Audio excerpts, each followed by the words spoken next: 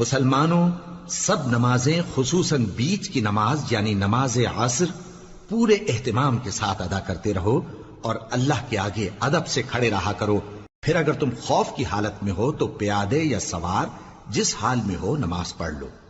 پھر جب امن و اطمینان ہو جائے تو جس طریق سے اللہ نے تم کو سکھایا ہے جو تم پہلے نہیں جانتے تھے اللہ کو یاد کرو.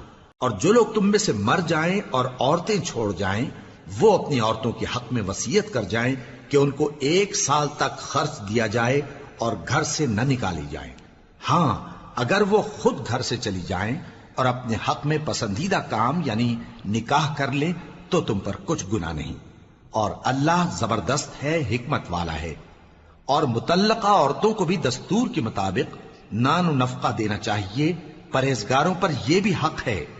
اسی طرح اللہ اپنے احکام تمہارے لیے بیان فرماتا ہے تاکہ تم سمجھو.